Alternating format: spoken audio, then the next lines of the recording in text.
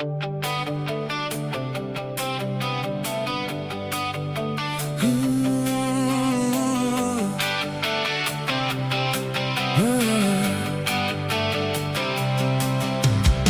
hlubinách slané vody i v tichu lidského nitra vznikají perly podobným způsobem. Trpělivost, čas a schopnost proměnit bolest v krásu.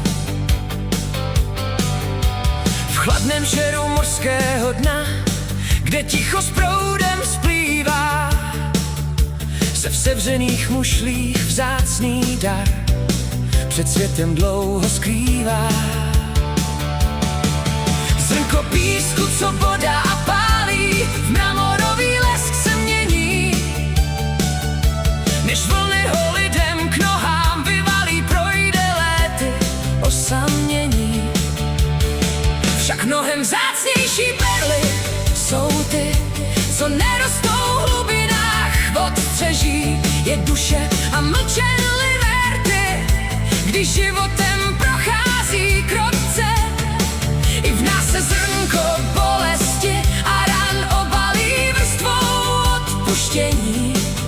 Každý šrám, co byl nám dán, se v drahokam světla promění. Mořská perla zdobí jen skráň, ta v duši ti rozzáří tvář. Když podáš druhému pomocnou dlaň, vydáš tu nejčistší zář. Obě jsou vzácné, obě jsou dar, vykoupený tichým bojem. Když z něčeho, co v srdci pálí, vytvoříš krásu s pokojem. V hlubinách, kde slunce slábne, rodí se ty vzácné plody.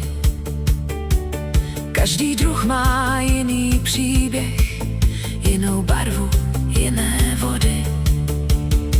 A koja z chladných vln, japonská zrcadlí lesk bílých nocí.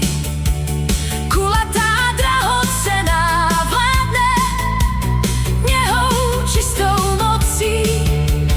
Tahitská je noci dcerou černý, samet paví stín. V polynéských lagunách spí uprostřed modrých hlubin. Jižní Pacifik zastává zlatý oheň stříbra jas.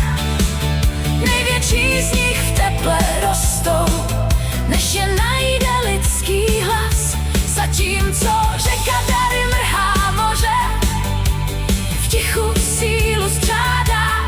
V jedné mušli jedna perla, to je přírody vzácná řada. Však pod hladinou lidské duše roste perla v tichém skrytu. Nepotřebuje slanou vodu, ani záři vlnobytí. Je to bolest, co se stiší, je to soucit, co v nás zbyde. Perla ducha, která svítí, když je těžko, když je hůře. Mořská perla zdobí tělo, ta vnitřní zas život celý. Obě zrodil čas a trpělivost, aby světu vyprávěli. Jižní moře zlato dává stříbro, s jasem velký gest. V každé mušli jedna perla, vzácná jako světlo hvězd. Však pod hladinou lidské duše roste perla v tichém skrytu, zrozená z těch nejtěžších chvil v nekonečné vlnobytí. Je to soucit, co v nás zbyde, čisté srdce, moudrý klid. Vnitřní perla, která umí cestu světem prosvítit. Teď k vodná chce, ta pravá přišla jako dar, co osud chtěl.